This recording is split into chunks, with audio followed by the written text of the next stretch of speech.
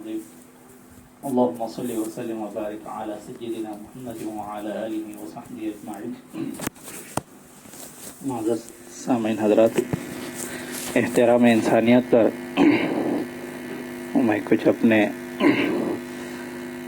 عنوان ملنے کے بعد مجھے اتنا وقت نہیں ملا، میں پھر میں آج ہی تھوڑا بہت تیار کر کے لایا ہوں، وہ آپ کے سامنے کچھ پیش کرنا چاہتا ہوں۔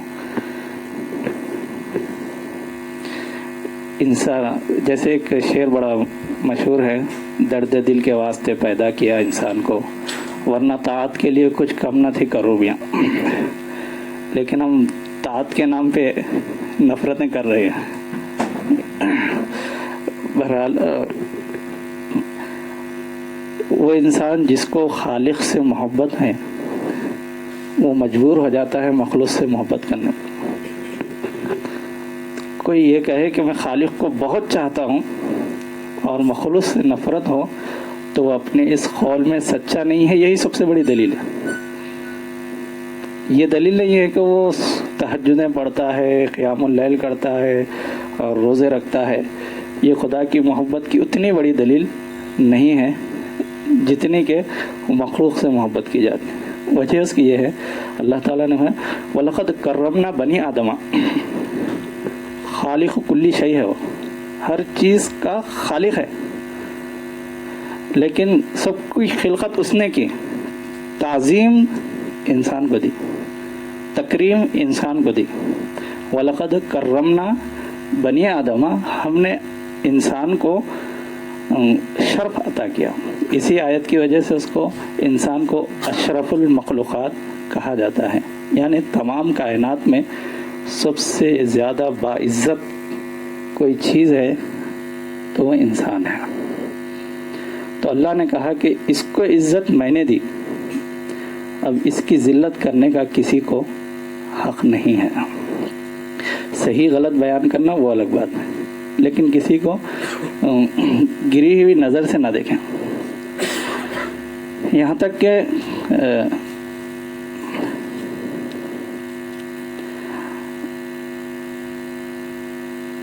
اللہ تعالیٰ نے یہ تھوڑے احترام انسانیت کے کچھ درجات ہیں، پہلے میں اس کی لسٹ پیش کر دیتا ہوں، اس کے بعد ہم اسلامی نقطۂ نظر سے اس کا احترام کیسا کیا گیا ہے تاریخ میں، اس پہ تھوڑی سی نظر ڈالیں گے تاکہ ہم کو یہ معلوم ہو کہ انسان کا احترام انسان ہونے کے ناطے کرنا ضروری ہے، مسلمان ہونے کے ناطے کرنا حد سے زیادہ ضروری ہے، بہت ہی زیادہ۔ یعنی آپ ایک شہری ہے، قانون توڑ رہے ہیں تو بری بات ہے، لیکن آپ خود ٹریفک پولیس رہتے ہوئے قانون توڑ رہے ہیں تو اور بہت بری بات ہو جاتی ہے۔ تو انسان ہونے کے ناطے انسانیت ہی یہ سکھاتی ہے، فَأَلْهَمَهَا فُجُورَهَا وَتَقْوَاهَا، انسان کی فطرت میں اللہ تعالیٰ نے انسان کی اہمیت کو ڈالا ہے۔ تو جہاں کہیں بھی لوگوں نے ظلم کیا ہے وہ اپنے آپ میں کبھی خوش نہیں رہے، ان کا ضمیر انہیں ہمیشہ ٹوکتا تھا۔ ایک تو یہ ہے کہ سب سے پہلے محض انسان ہونے پر احترام کرے انسان کا۔ کس وجہ سے میں اس کے احترام کروں، اس کا اسلام کیا ہے، اس کا رنگ کیا ہے، اس کا نسل کیا ہے، نہیں، اس کا احترام اس لیے کیے کہ وہ انسان ہے، بس لنگڑا ہے، لولا ہے، دوسرے ملک کا ہے، کچھ نہیں، بس وہ انسان ہے۔ کیونکہ وَلَقَدْ كَرَّمْنَا بَنِي آدَمَ، اللہ تعالیٰ نے انسان کو مکرم کیا ہے، چاہے وہ بھکاری بھی کیوں نہ ہو، مزدور بھی کیوں نہ ہو، معذور بھی کیوں نہ ہو، عموماً ہم یہاں آ کر ہار جاتے ہیں۔ پھر اس کا ایک اخلاقی و روحانی احترام ہے، ان اکرمکم عند اللہ اتقاکم، اللہ تعالیٰ کہتا ہے کہ تم میں سب سے زیادہ، پہلے تو انسان کو شرف لیکن تم میں سب سے زیادہ اللہ کے پاس احترام کہتے اتقاکم، زیادہ تقوی والا ہے۔ یہ تقوی یہ ہر جگہ آپ کو آتے جائیں گے، یا ایھا الناس اتقوا ربکم الذی، جہاں کہیں بھی انسانیت کی بات آتی ہے تو اللہ بولتا ہے بچو اس میں ذرا کچھ ہو جائیں گا نا تو پھر پکڑ ہوگی۔ وتعاونوا علی البر والتقوی ولا تعاونوا علی الاثم والعدوان واتقوا اللہ، اللہ سے ان اللہ شدید العقاب، ورنہ کیا کرے گا اللہ؟ اگر میرے تقوی نہیں ہوگا کیا کرے گا؟ اللہ کہے ان اللہ شدید العقاب، سخت بدلہ لے گا اللہ تعالیٰ، عقاب بدلہ لینے کو گئے. تو تقوی اختیار نہ کرنا خدا سے لڑنے کے برابر ہے، تو بدلہ اس کا ضرور لے گا اللہ تعالیٰ. تو تقوی بہت اہم چیز ہے. یہ جو ٹرافک زیادہ رہتی ہے، اتنی ٹرافک ہوتی ہے لیکن ایکسیڈنٹ نہیں ہوتا. ریزن سب کو اپنے بچنے کی فکر ہے، سب اپنے بریک پہ ہاتھ رکھے ہوئے ہیں. تو یہ جو بریک مارتے ہیں، کنٹرول کرتے ہیں، یہ تقوی ہے. میرے سے کسی کو نہیں لگنا، کسی کو کوئی میرے کو نہیں لگنا، اسی فکر میں نکلتا ہے، چلتا ہے. تو لاکھوں لوگ روڈوں پہ آ رہے ہیں اور چلے جا رہے ہیں، آ رہے ہیں چلے جا رہے ہیں، اکا دکا ہو جاتا ہے. یہ کیونکہ اپنی موت کا، اپنے جان کا خوف ہے نا، تو تقوی کا بڑا اہتمام کرتے ہیں. ایمان کا بھی خوف ہو تو پھر اس میں بھی اہتمام خود بخود بڑھ جاتا ہے. تو میرے بولنے کا مطلب یہ ہے کہ بس بھی ہے، بائک بھی ہے، کار بھی ہے، پیدل چلنے والے بھی ہے، کبھی کبھی ہمارے پاس گاڑیاں بھی آ جاتے ہیں، سب سیف واپس چلے جاتے ہیں. وجہ ہر ایک کے دل میں تقوی ہے، یعنی سیف ہونے کا جذبہ. تو یہی چیز ہے جو سب کو بچا کے رکھا ہوا ہے. یہی چیز خدا کے تعلق سے بھی ہم کو رکھنا ہے.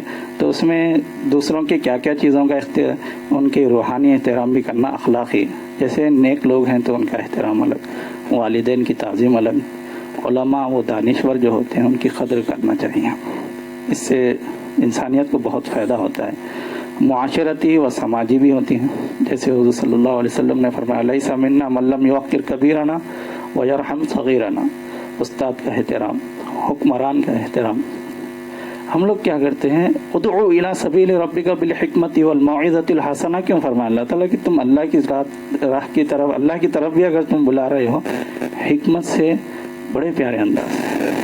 کیوں کہ انسان کے اندر ایک انا جو ہے نا، وہ کبھی اس کو ٹھیس نہ پہنچنا. اس کی انا کو ٹھیس پہنچے بغیر اس کو اپنی طرف لانے کے لیے سالوں بھی لگ جاتے ہیں. کبھی ایسا ہوتا ہے کہ وہ ختم ہو جاتا ہے، کبھی ہم ختم ہو جاتے ہیں، لیکن اس کی اولاد لاتی ہے. اس کی حضور صلی اللہ علیہ وسلم کی سیرت میں آپ دیکھیں گے جتنے بڑے لوگ ہیں جو آخر تک نہیں سدھرے، ان کی اولاد نے کلمہ پڑھا. ویسٹ نہ جاتی ہے چیز. لیکن یہ بھی بتایا گیا کہ سیرت سے وقت لگتا ہے. یہاں تک کہ حضور صلی اللہ علیہ وسلم اس دنیا سے وصال فرما گئے، لیکن آپ کے منافقین بھی باقی تھے، آپ کے دشمن بھی باقی تھے. تو یہ کام ایسا ہے کہ پورا ختم ہو کے جاؤں گا میں، اگر آپ ایسا سوچیں تو آپ کا کام مکمل نہیں ہوگا. یعنی میں ختم ہو جاؤں گا، یہ کام باقی رہے گا. تو پھر انسان میں استقامت آ جاتی ہے. حکمران، جیسے استاد کا احترام، حکمران کا احترام، اس کی ایک قرآنی مثال یہ ہے. اللہ تعالیٰ نے فرمایا موسیٰ علیہ السلام اور ہارون علیہ السلام کو کہ تم دونوں اس کے پاس جانا، قولا لینا لعلہ یتذکر و یخشی.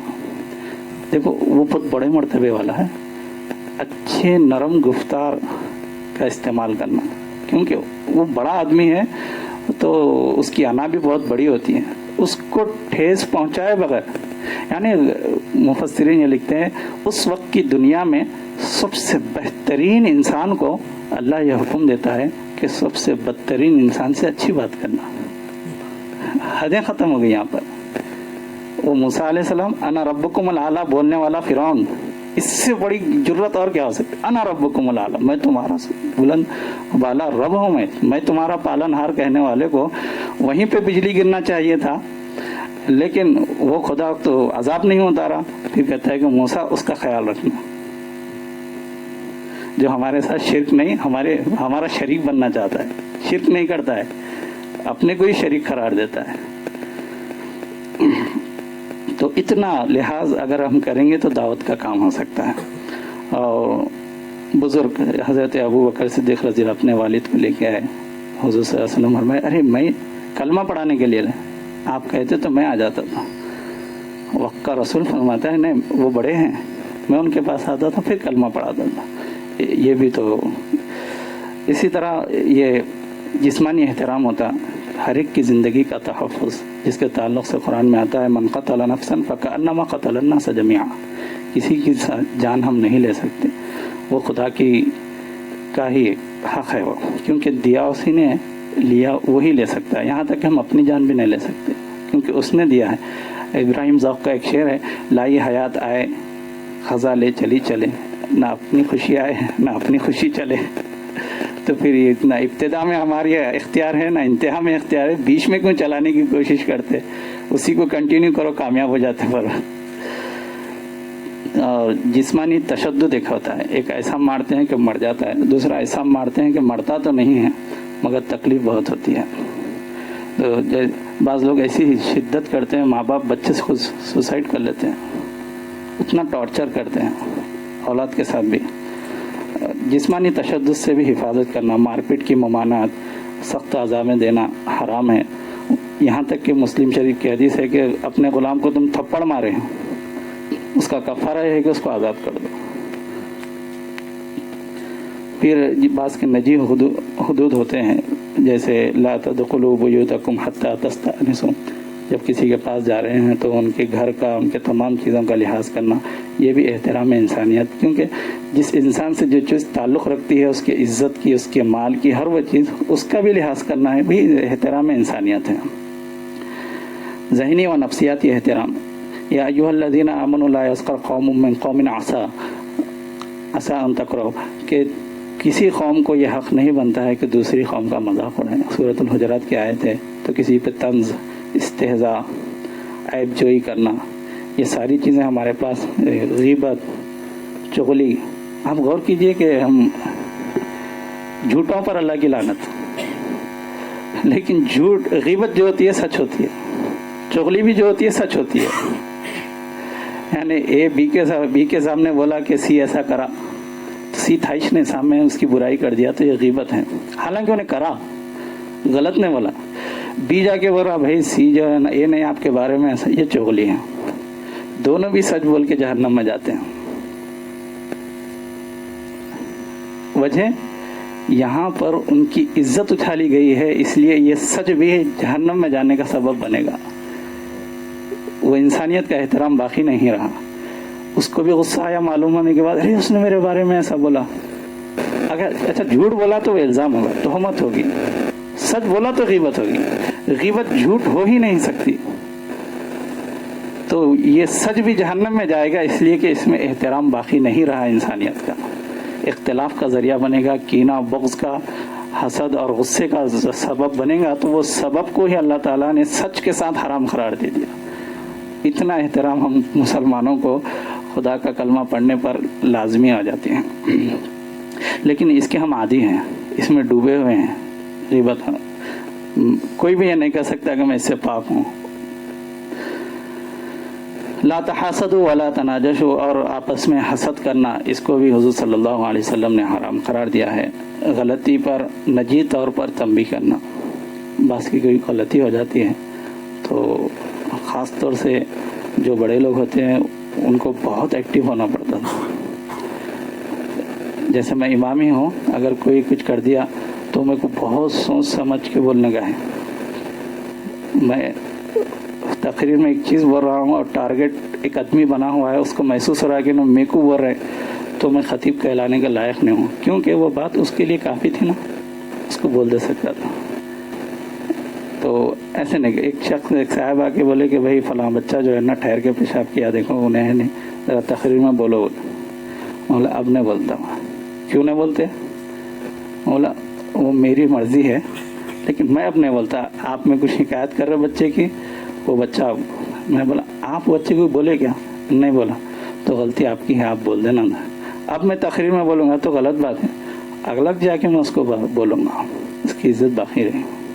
پھر اس کو ان کو دو تین چیزیں اور بھی بتایا، بچہ جینس پہن کے تھا کیا، ہاں وہ بیٹھو بولنا غلط ہے، اس کو بولنا۔ ٹھہرنا اتنا برا نہیں ہے، جس پیشاب کا کپڑے کو لگ جانا اس سے زیادہ برا ہے۔ اب وہ بعض تعلیم ایسی ضدی تعلیم ایسا بیٹھی ہوئی رہتی ہے ہمارے پاس، صحیح بھی بولا تو نہیں یہ صحیح بولے، ایسا رہتا، تو وہ چیزوں کو ہم انجان مار کے چل جاتے۔ تو کسی کی کوئی غلطی ہوتی ہے تو اس کو اکیلے میں بولنے سے بہت احترام سے اس کو قبول کرتا، پبلک میں بولنے سے اس کی ذلت ہوتی ہے بڑی خطرناک ہے۔ میرے پاس بھی کچھ کیسز آتے ہیں تو میں ہمیشہ ان کو پوائنٹ آؤٹ کر کے الگ سے بولتا ہوں، اب آپ ایسا مت کیجیے، بعض لوگ لا کے شکایت اگر تو نہ ایسا کر رہے ایسا کر. تو بہرحال لوگوں کی نجی زندگی کا ان کا نفسیاتی احترام بھی ضروری ہے. سر عام توہین نہ کریں یہ سمجھ کے کہ میں حق بول رہا ہوں. آج ہمارے پاس میں کو ڈر حق گو لوگوں سے ہے. آج کل ہم حق بولنے پیچھے نہیں ہٹتے.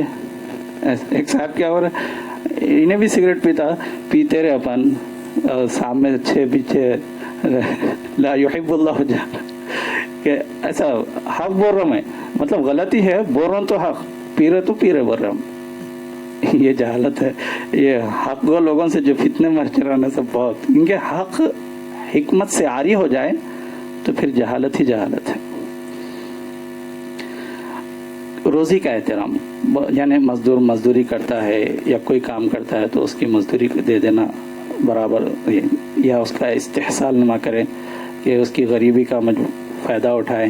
ارے آج اس کو کام نہیں ملا تو انہیں کہیں بھی نہیں کرتے, یہیں اٹکا ہوا. چلو عموماً اس کی مزدوری طے ہے اتنی دینا ہے, لیکن کم سے کم پہ لا کے اس سے کام لے رہے. یہ استحصال.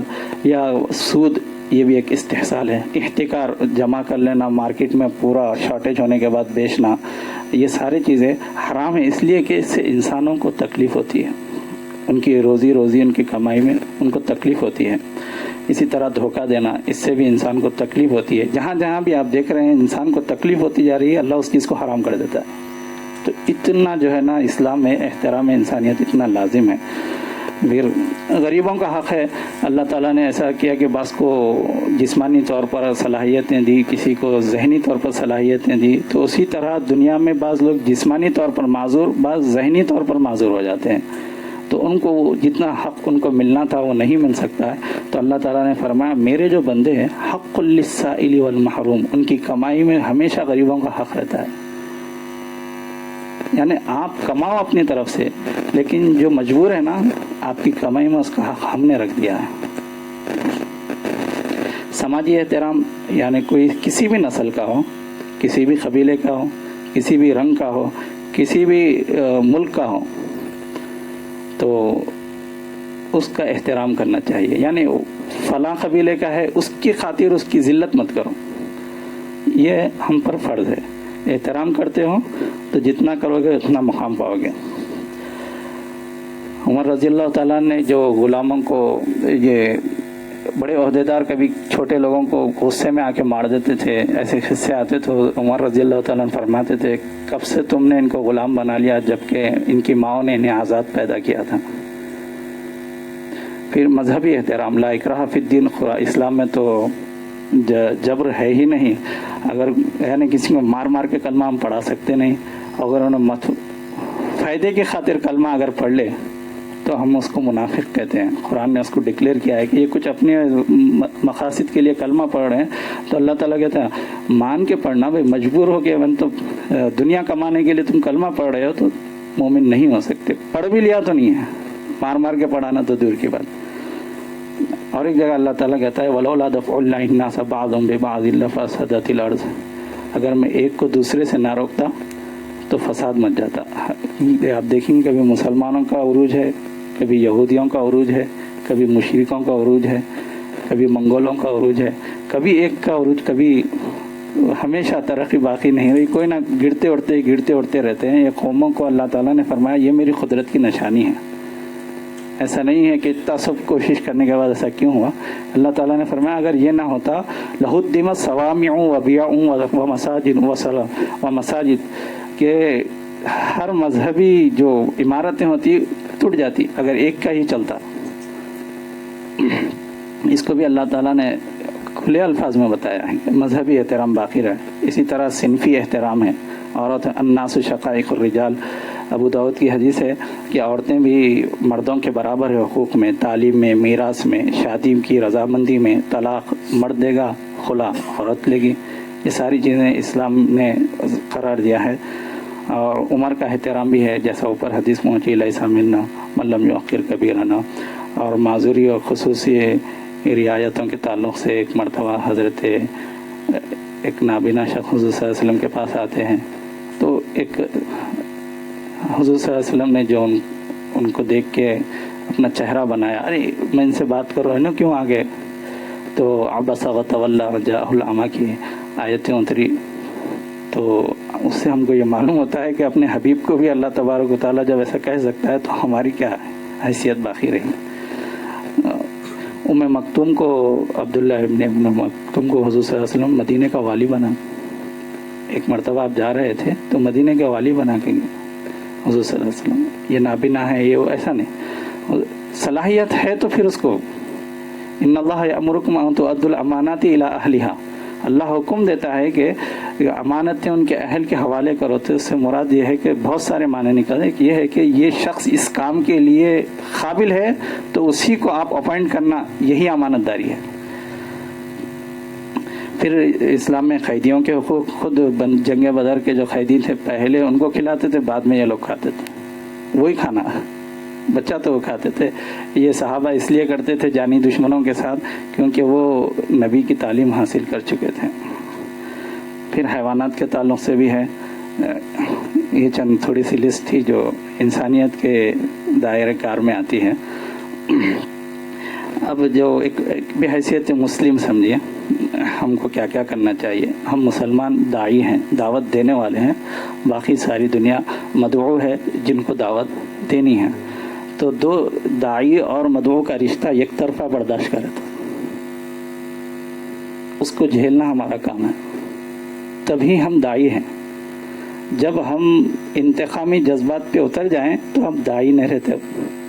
داعی بلانے والے کو بلانے والا. اچھا, فاصبر علی ما یقولون وہجرہم ہجرا جمیلا, اللہ تعالیٰ کہتا ہے ٹھیک ہے بولنے تو ان کو, آپ صبر کرو اور ایسے انداز سے الگ ہو جاؤ کہ ان کو یہ تک محسوس نہ ہونا کہ آپ بیزار ہو گئے. وہجرہم ہجرا جمیلا, ان سے دور ہو جاؤ, ہجرت کرو. ایسے معلوم ہو کہ میں ایسا بولے تو چلے گئے تو ناراض ہو گئے, وہ تک محسوس نہیں ہونا. وہ بھی ایسا مل کے جانا کہ جانا تھا گئے, میں بولا تو گئے کہ تک اندیشہ ہونے مت. کیوں؟ یہ کتنا بھی آپ کے مخالف ہوں گے, مسلمان تو انہی کو بنانا ہے آپ کو. تو جب ان کو بھی مسلمان بنانا ہے تو پھر جیسے ایک سسٹر اور ڈاکٹر کی مثال دیتے ہیں. جو آدمی بیمار ہوتا ہے اس کو سسٹر کو جھڑکیاں دیتے ہیں, ہارٹ یہ وہ کیسے بولتے, بڑے لوگ تو اور زیادہ عمر کے حساب سے اتنی جھڑکیاں گالیاں دیتے ہیں. وہ لوگ مسکراتے ہوئے پھر دوائیں کھلاتے ہیں, انجیکشن دیتے. تو کبھی ان کے بچے بولتے ہیں سوری آپ کے ساتھ نہیں وہ بیمار ہے, ان بیماری میں ان کو کیا سمجھ میں آتا, ہمارا کام ہی جیسا ہے ایسا کہ کرنا ہے, کوئی بات نہیں, ہنستے بولتے. وہ کبھی دشمنی نہیں کرتے. کیوں؟ ان کو سدھارنا ہمارا کام ہے. وہ بگڑے ہوئے ہیں تو بگڑے ہوئے ہی کام کریں گے نا. تو داعی مدعو کا رشتہ ایسا ہی ہوتا ہے. لیکن آج ہم اس کو ٹوٹلی اگنور کرتے ہیں, ہم فوری جذبات میں آتے. غیر مسلم تو دور کی بات, آپس کے مسلمان کے فرقوں کو ہم برداشت نہیں کرتے. میری اپنی مسجد میں جتنے شدت پسند لوگ میرے مخالف ہے, باقی سب میرے اپنے ہیں. کیونکہ میں ہر ایک کے ساتھ ایک ساتھ رہتا. کبھی انہوں آ کے بولتے صاحب اس کے بارے میں بولو, آپ ٹوپی نہیں پہنتے بولو, پینچے نیچے رہ کے بولو. اور کہ اتنا سختی سے بولتے آپ بولتے نہیں. ملا میرے کو اتنا تو معلوم ہے کہ کیا بولنا ہے کیا نہیں بولنا ہے. شاید کبھی غلطی بھی ہوگی تو میں اس کو بدماشی سے نہیں کروں گا. میرے کو یہ سمجھ میں آتا ہے کہ کسی کو چھیڑنا نہیں ہے بس. تو داعی مدعو کا رشتہ یک طرفہ برداشت پر ہوتا ہے. اللہ تعالیٰ نے بھی حضور صلی اللہ علیہ وسلم کو فرمایا ذرنی والمکذبین اولی النعمت ومہلہم قلیلا. ابھی ستاؤ, غصہ تو آئیں گا, انسان ہے. تو اللہ تعالیٰ اس تسلی کو ایسا ہے, وہ جو آپ کو جھٹلا رہے نے, آپ کو مجنون ساحر کو گستاخیاں کر رہے تھے, ان کو میرے حوالے چھوڑ دو. میرے کو ان لوگوں کو چھوڑ دو, میں دیکھ لیتا ہوں, مگر آپ کچھ نہیں بولنا. کیونکہ اللہ داعی نہیں, اللہ خالق ہے. داعی حضور صلی اللہ علیہ وسلم کو بتایا تھا آپ داعی ہیں نا, آپ خاموش بیٹھو, میں دیکھ لیتا ہوں لوگ. ذرنی والمقد کس انداز سے دیکھیے, آپ جاؤ بیٹا آپ کام کرو, ان لوگوں کا کیا ہے میں دیکھ لیتا ہوں, ایسا بولا اللہ. تو آج بھی ہم کو ویسے ہی چھوڑنا ہے. ستارہ اللہ دیکھ لیتا اس میں, تو میں تو اس کے ساتھ اچھا رہوں گا. اسی طرح انبیاء کی تاریخ میں اگر ہم دیکھیں گے تو انسانی تقریب میں آدم علیہ السلام جو پہلے نبی تھے مسجد ملائکہ بنے. یعنی 3 اللہ کی تخلیق میں سے 3 ذاتیں ایسی ہیں جو بڑی احترام والی ہیں. ایک فرشتے, جنات, تیسرا انسان. اور یہ تینوں باشعور مخلوق بولتے ہیں ان کو، شعور رکھنے والی تین مخلوقات، جنات، فرشتے، انسان. لیکن آپ غور کریں گے کہ فرشتوں کو حکم دیتے ہیں،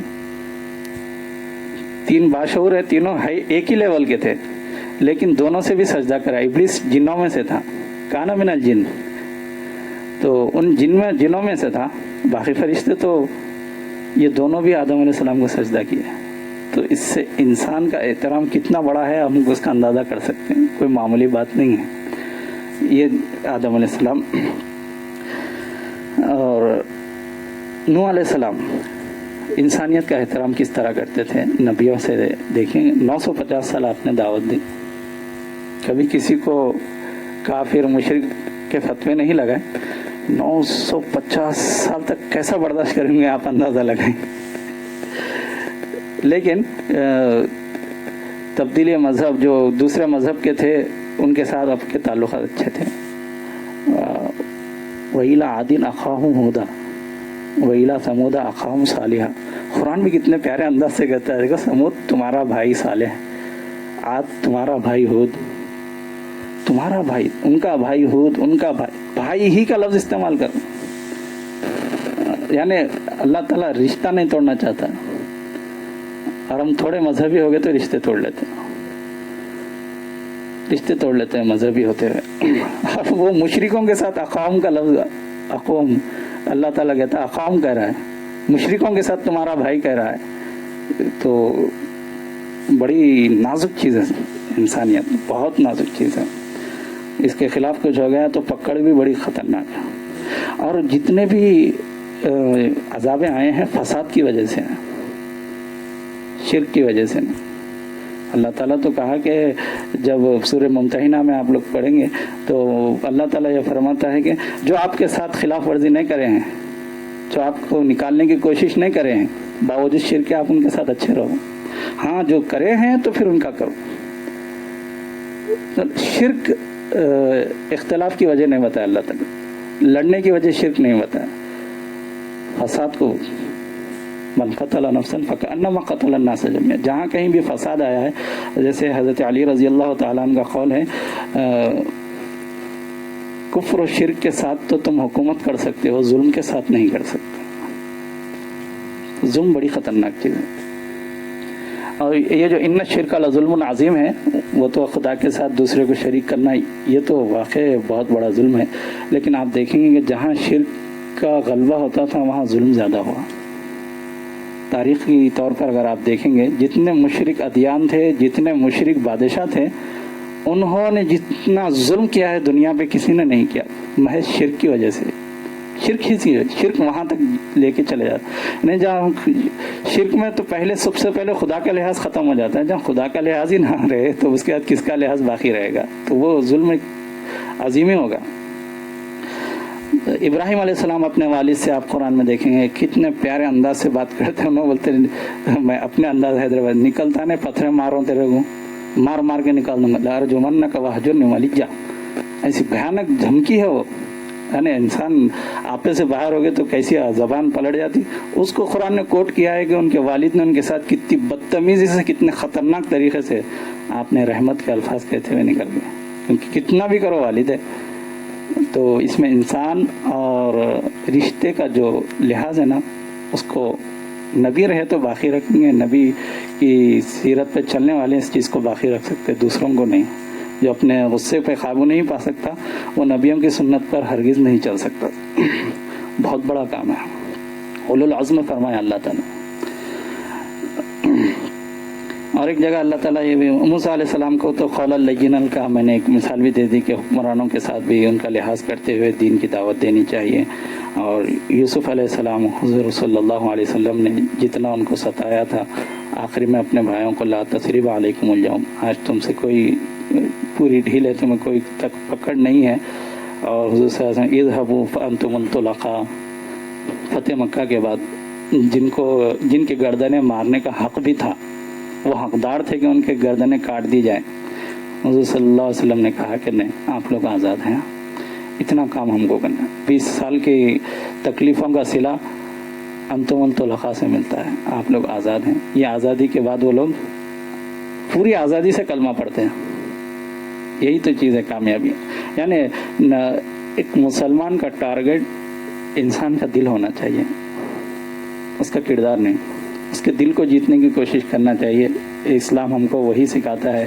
تاریخ میں جس کی بھی جنگیں بھی آج تک دشمنی کرتے, ہمارے میسور کے لوگ حیدرآبادی کا نام سنتے غصے میں آتے آج بھی. ارے وہاں پہ تمہارا نواب ہم کو دھوکہ دیا. ارے تو نہ ٹیپو سلطان کا بیٹا ہے نہ میں نواب کا بیٹا ہوں, مگر ویسی دشمنی پتہ نہیں کہاں سے تاریخ کی غلطیوں کو اٹھا کے لڑتے. لا یجرمنکم شنآن قوم علی الا تعدلوا. اللہ تعالیٰ کہتا ہے کہ سچے مسلمان ہو تو تم کو کسی قوم کی دشمنی انصاف سے نہ روکے. کہ میرا دشمن میرے پاس آیا, اس کو مجھے حق دینا تھا, لیکن مجھے اختیار ہے, چاہے تو دوں یا نہ دوں. اگر میں نہ دوں گا تو خدا میرے خلاف ہو جائے گا. اوہو اتنی محبت ہم سے, تو ہم کو چھوڑ کر دشمنی کو ترجیح دی تم نے. نہیں, دشمن بھی ہو تو انصاف کی جگہ کچھ نہیں دیکھا جائے گا.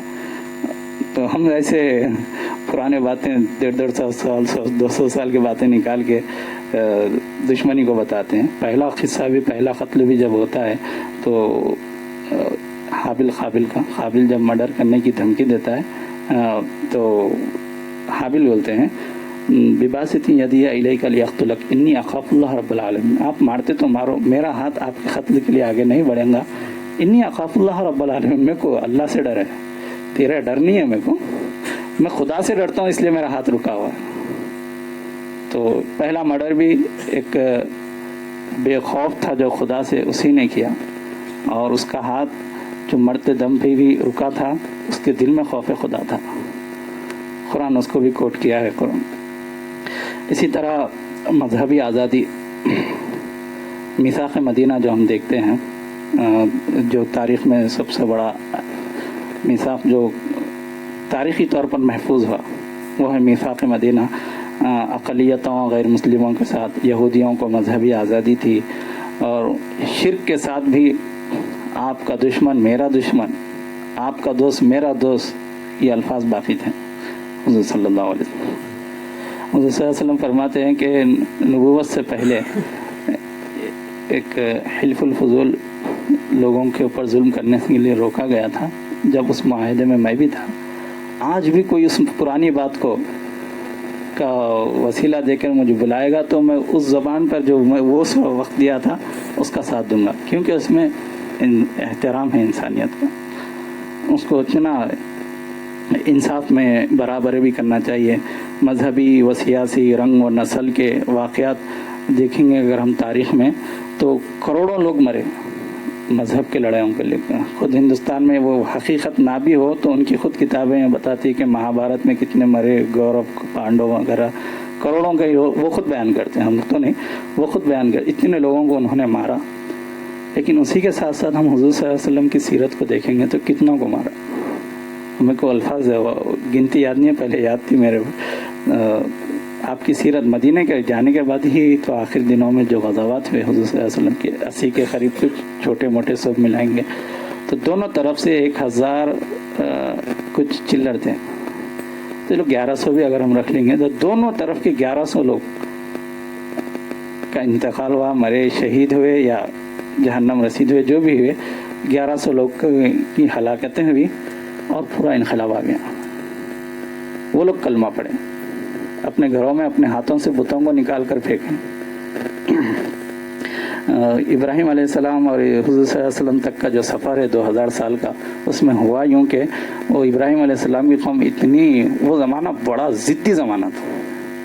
آپ کو مجبوراً اس وقت تک سمجھے نہیں جب تک آپ بتاں توڑے نہیں. اور حضور صلی اللہ علیہ وسلم کے آتے آتے لوگوں میں اتنی صلاحیتیں آ گئی تھی کہ اب آپ کو ہاتھ سے توڑنا نہیں ہے, آپ ان کا ذہن بناؤ, اس کے بعد دیکھو وہ خود توڑیں گے. یعنی جس وقت حضور صلی اللہ علیہ وسلم مکہ سے بت نکال رہے تھے کسی کو اعتراض نہیں تھا, یہ بتانا چاہ رہا ہوں. ابراہیم علیہ السلام توڑتے ہیں تو آگ میں ڈالنے کی سزا سنائی جاتی ہے, لیکن حضور صلی اللہ علیہ وسلم نے دل بدلا دیے تھے. تاریخ نگار یہ سیرت نگار حضرت فرماتے ہیں حضور صلی اللہ علیہ وسلم کو مکہ کی بادشاہت ابتدائی دور میں ہی آفر کی گئی, لیکن حضور صلی اللہ علیہ وسلم نے ریجیکٹ کیا, اس لیے کہ جب دل ہی نہیں ہے اپنی طرف تو ایسوں پر حکومت بیکار ہے. پھر اس کے بعد حضور صلی اللہ علیہ وسلم نے 20 سال کے بعد آ کر ایسی حکومت کی کہ سب آپ کے چاہنے والے تھے. تو بہت کام کے بعد وہ مقام ملتا ہے. آسانی سے ملنے والے کچھ ہم لینا نہیں چاہیے. اس کے بعد یہ تقابلی ایک چھوٹی سی چیز تھی میں آپ کے سامنے رکھنا چاہتا ہوں. دیگر لوگوں دیگر تہذیبیں دیگر مذاہب میں انسانیت کا احترام اور انبیاء یعنی اسلام کی نظر میں انسانیت کا احترام جو میں نے ساری باتیں بیان کی ہیں اس کا ایک مختصر سا خاکہ پیش کرنا چاہتا ہوں. دشمن کے ساتھ معافی و رحمت کا معاملہ ہے لیکن دوسری قوموں میں دیکھیں گے آپ انتقام اور تباہی. تاریخ آپ دیکھیں گے کہ مارتے جاؤ ختم کرتے جاؤ ختم کرتے جاؤ ختم کرتے جاؤ بس یہی رہا ہے. غلام کے ساتھ ابدی غلامی یہ غلامی کا غلام بناتے تھے یا رحم کر کے بناتے. پرانی تاریخ ہم دیکھیں گے تو ان کو کاٹ کے کھا جاتے تھے لوگ دشمنوں کا گوشت اور ان کو کھلائیں گے رکھ کے کاٹ کے کھا جاتے. پھر بعد میں دھیرے دھیرے سمجھ میں آیا تو وہ لوگ ان کو غلام بنانے لگے. تو غلامی بھی ایک رحم تھا ورنہ ختم کر سکتے تھے. تو بہرحال غلاموں کو اسلام نے آزاد کر دینے کا حکم دیا یعنی تو برابری کا سلوک کرنے کا حکم دیا اور ان کو تعلیم بھی دینے کی. ہمارے پاس تو غلاموں کی بادشاہت کا بھی ایک دور گزرا ہے. وہ مسلمان بادشاہوں نے ہی دیا وہ چیز. عورت کے حقوق یا پرانے پاس دیکھیں گے کہ عورت یا ملکیت رہتی تھی یا حقارت کی نظر سے اس کو دیکھا جاتا تھا.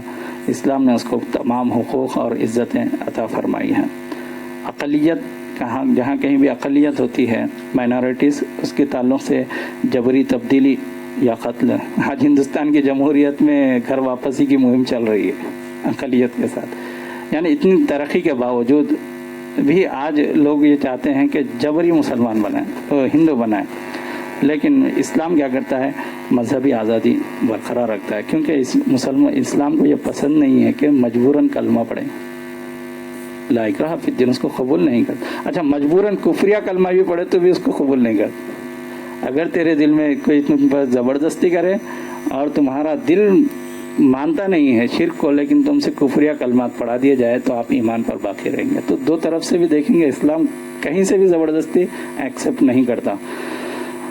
اس کو اس کی آزادی دی جاتی ہے. جنگ جہاں کہیں بھی ہوتی ہے سب کا یہی اصول ہے کہ بے رحمی کے آج الحمدللہ ہر ایک کے پاس بہت سارے انسانی حقوق تمام چیزیں آئے ہیں لحاظ کر رہے ہیں. ایسا نہیں ہے کہ آج بھی مسلمان ہی کر رہا ہے بلکہ مسلمان میں بھی بہت سارے غلط حرکتیں ہو رہی ہیں. بدنامی بھی جو ہوئی ہے مسلمانوں کی اشتہار تو وہ غیروں نے کیا ہے لیکن ہم نے بھی اس کا موقع بھی دیا ہے. ایسی حرکتیں ہماری ہوئی ہیں یعنی عالمی لیول پر ہوئی ہیں. تو اس کا مطلب یہ نہیں کہ بہت سے سارے غیر مسلم لوگ بھی ہیں جو احترام انسانیت میں بہت آگے ہیں.